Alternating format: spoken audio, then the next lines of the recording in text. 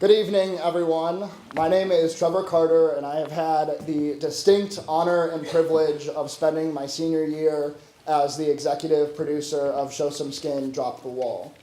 I cannot thank you all enough for being here tonight and for taking the time to engage with an increasingly important project. The theme of this year's show is by no means meant to be apolitical. Instead, it was inspired by recent socio-political tumult that caused each of us to think critically and deeply about the physical and metaphorical walls that we each build in our own lives, the reasoning behind them, and the ramifications of dismantling them. For those who have stumbled into our audience without a firm grasp of Show Some Skin, I would like to offer you a brief description and timeline. Back in September, we launched our campus-wide Call for Stories, which asked students, staff, faculty, and alumni to reflect on the walls that they build to protect certain aspects of their identity. What we received was over 100 stories from members of the Notre Dame family detailing their experiences with race, gender, class, sexual orientation, socioeconomic status, religion, political views, mental health, and more. What we received were stories that don't often get spoke out loud because of fear of stigmatization. In November, a team of us pored over each and every narrative, honoring it as someone's unique lived experience. And we crafted a show that desires to broadcast Notre Dame's true diversity. Each and every monologue tugged on our heartstrings, and unfortunately, many of the submissions we received were not able to be included in tonight's show due to time constraints. However, many will appear in an online multimedia publication slated to be released on April 1st. Every story matters, and we are constantly seeking opportunities to make sure that every story is heard. The following month, we watched as brave souls marched through the Andrews Auditorium in Gettys to audition for the performance. Their desire was to give a platform to those often denied one, and we are incredibly thankful and overwhelmed by our community's desire to engage in this movement. Again, no casting decision was easy. Since the semester began, our actors and production team have been working tirelessly to make the performance you are about to see a reality. Growth was not limited to the stage, however, as our actors and production team engaged in weekly conversations about the show, identity, diversity, and inclusion. We always term Show Some Skin as a transformative experience, and these stories have profoundly impacted the lives of our actors as we hope they impact you. Show Some Skin prides itself in its anonymity. Each year, we take this opportunity to reiterate that the stories that you are hearing tonight are not necessarily those of the actors performing them. Instead, each and every story was collected anonymously through the aforementioned Call for Stories. This is not just a technicality, but is central to our movement. The anonymous nature of storytelling invites all to partake in a lived experience that is not their own, but one of potentially thousands of faces that we interact with every day.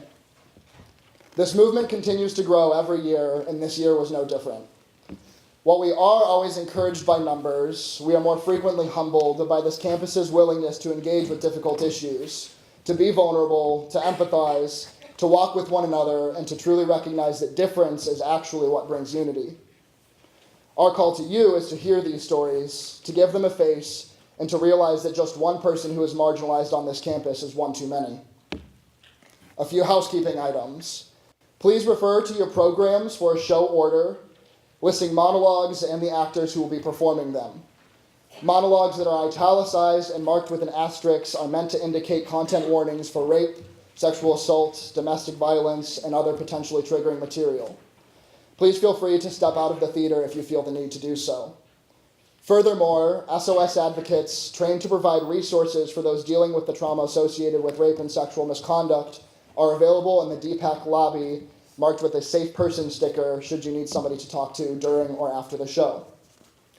Please join us in the lobby for a post-show reception and an opportunity to discuss the show with our actors, our production team, and our faculty advisors.